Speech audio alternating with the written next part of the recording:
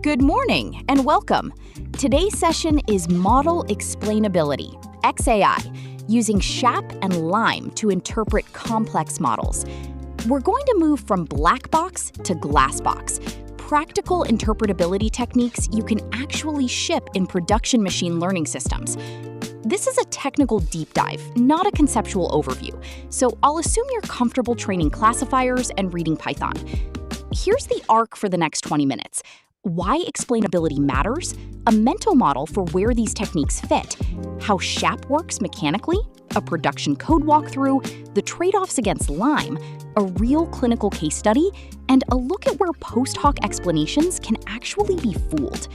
Let's get into it. Let's start with why this can't be an afterthought. Industry adoption surveys consistently find that around 65% of enterprise ML teams cite a lack of interpretability as a top barrier to scaling model deployment into regulated or customer-facing workflows. That's not a rounding error. That's a majority of teams getting stuck at exactly this point. Three forces are driving that number. First, regulatory pressure. The EU AI Act and GDPR Article 22 both require meaningful information about the logic behind automated decisions that significantly affect individuals. That's a practical requirement. It pushes teams toward explaining individual decisions, not just publishing a model card. Second, trust and adoption. Clinicians, loan officers, and end users adopt a system far more readily when they can audit and question its individual decisions. A model that can't explain itself gets quietly overridden, even when it's more accurate than the human. And third, debugging and bias detection. Local explanations surface spurious correlations, data leakage, and disparate impact long before those problems show up in aggregate accuracy metrics, because accuracy metrics average across an entire population and can hide exactly the failure you most need to catch. So, explainability isn't a compliance checkbox bolted on at the end. It's a design requirement from day one. Before we touch any code, let's build a shared mental model for where SHAP and LIME actually sit. There are two axes that matter. The first is how an explanation is produced.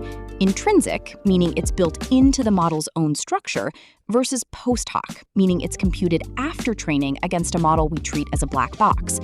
The second axis is what the explanation covers. Local, one specific prediction, versus global, the model's overall behavior. Walk the four quadrants with me. Intrinsic and global is something like a linear model's coefficients or a decision tree's structure. The model is the explanation. Intrinsic and local is tracing one specific path through that same tree. Post hoc and global is something like partial dependence plots or permutation importance, average behavior across many inputs. And post hoc local, that's exactly where SHAP and LIME live. Here's the key distinction. SHAP and LIME don't need access to model internals. That's precisely why they work identically well on a gradient-boosted tree, a neural network, or a stacked ensemble. The trade-off is that they approximate. They don't guarantee perfect fidelity to what the model is truly doing. One honest caveat worth naming here, teams often reach for post-hoc local methods by default, even when a genuinely interpretable model would have done the job. For a lot of tabular problems, a well-tuned linear or tree-based model can match black box accuracy while sidestepping this entire explanation layer. Worth checking before you reach for SHAP. Let's go one level deeper into how SHAP actually computes its numbers, using a loan default risk example. Picture a waterfall chart. On the far left is the base value, 0.22, or 22%, the average predicted default probability across the entire training set. That's the model's output before it knows anything about this specific applicant. Now, each feature pushes that number up or down for this one person. Credit utilization contributes plus 0.15, the single largest driver, pushing risk up. Income pulls it down by 0.09. Payment history pulls it down further. Loan amount nudges it up slightly, and employment length pulls it down a touch more. Add all of that to the base value, and you land exactly on the final prediction, 0.25. That's not a coincidence. It's one of the Shapley axioms called additivity, and it's what makes SHAP outputs genuinely auditable. You can always reconstruct the prediction from its explanation, feature by feature. So how is each of those numbers actually computed? Conceptually, imagine revealing this applicant's features to the model one at a time, in every possible order they could be revealed, and averaging how much each feature moves the prediction every single time it's revealed. That average marginal contribution is the feature's Shapley value, a concept borrowed directly from cooperative game theory, going back to Shapley's original work in 1953. Now, computing that exactly across every possible ordering is factorial in the number of features.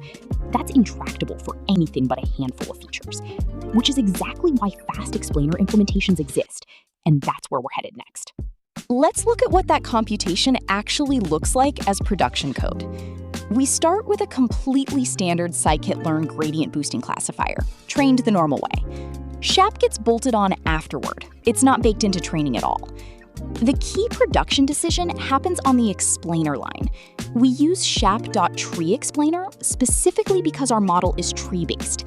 That choice lets SHAP exploit the tree structure directly and compute exact Shapley values in low-order polynomial time.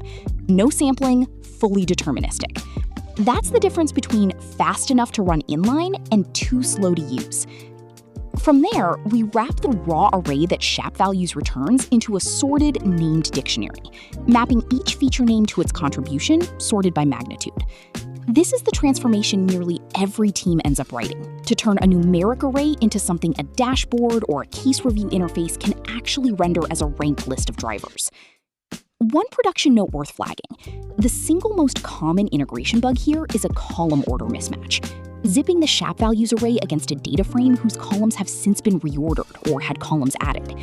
Always zip against the exact same column list you passed into SHAP values in the first place. And for non-tree models, neural networks, arbitrary black box models, swap in SHAP.deepExplainer or SHAP.kernelExplainer. Same downstream API, meaning the same dictionary of contribution shape comes out the other end, just a higher computational cost going in. So when do you actually reach for SHAP versus LIME? 5 dimensions to weigh. Theoretical guarantee. SHAP's Shapley value foundation is the only additive attribution method that satisfies all 4 fairness-motivated axioms at once: efficiency, symmetry, the dummy property, and additivity. LIME has no equivalent guarantee.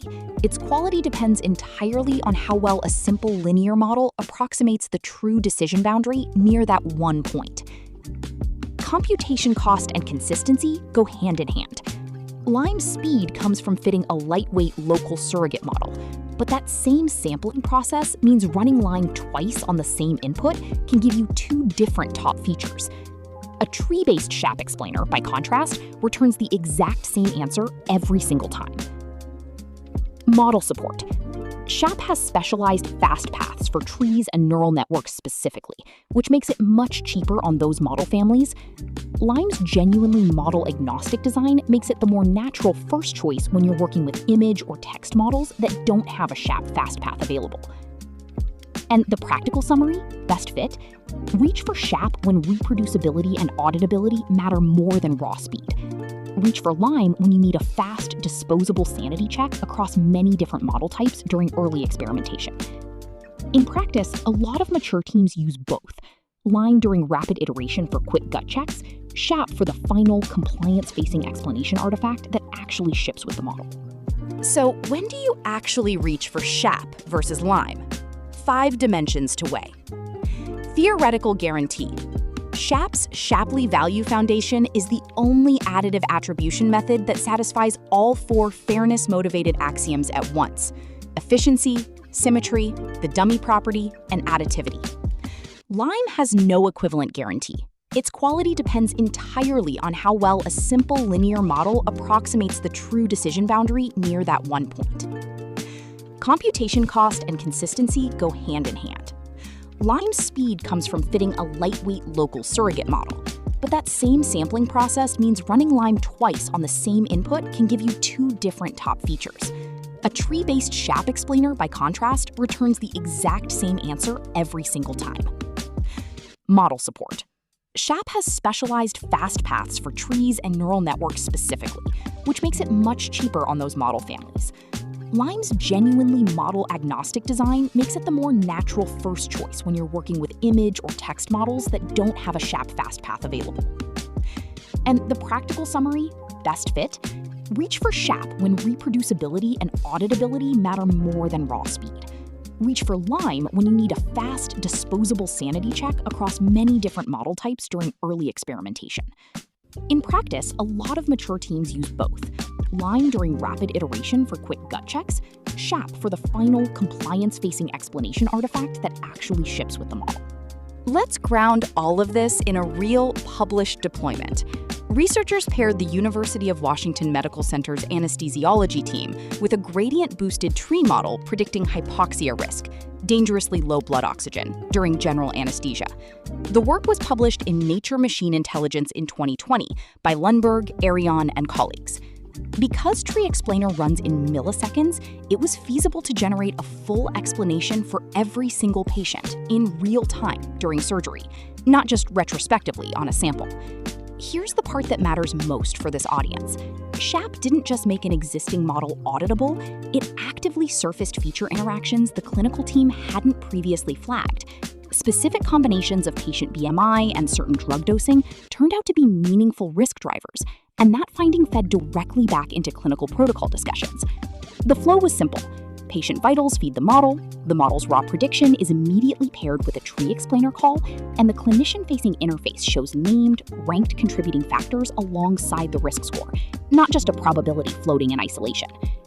This is often cited as one of the strongest examples of post-hoc explainability actually changing domain expert practice, not just satisfying a compliance requirement. But that outcome depended on clinicians being closely embedded in interpreting the SHAP output. The explanations weren't self-evidently correct on their own.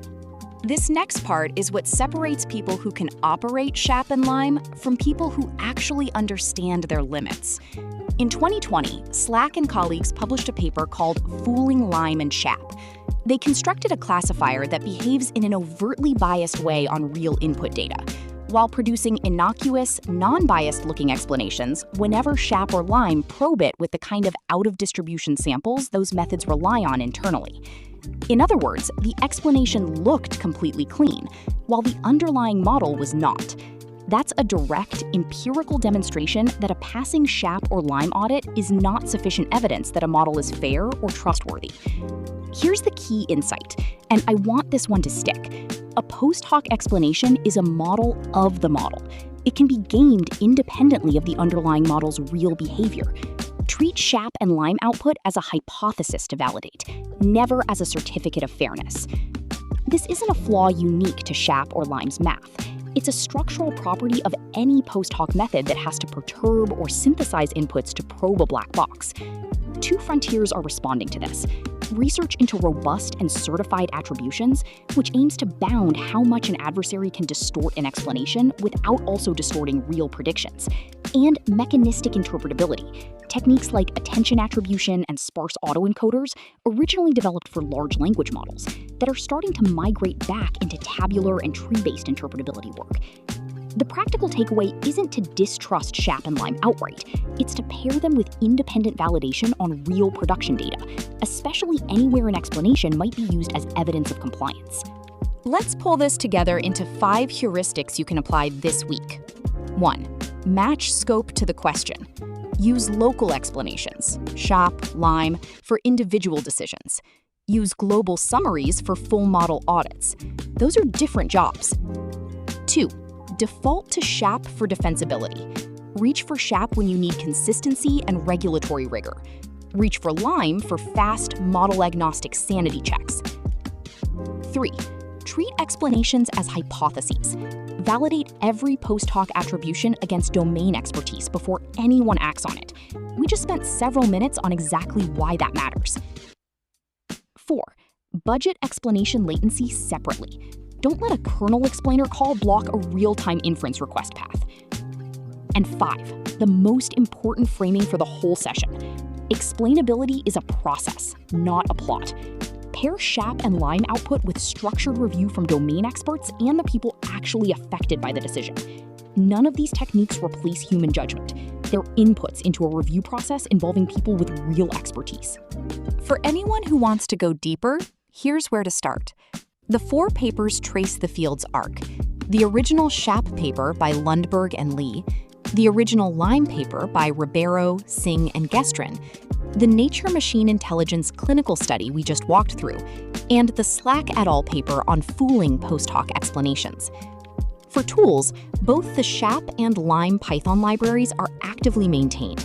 Start from their official documentation rather than older blog posts, since both APIs have evolved meaningfully since the original papers came out.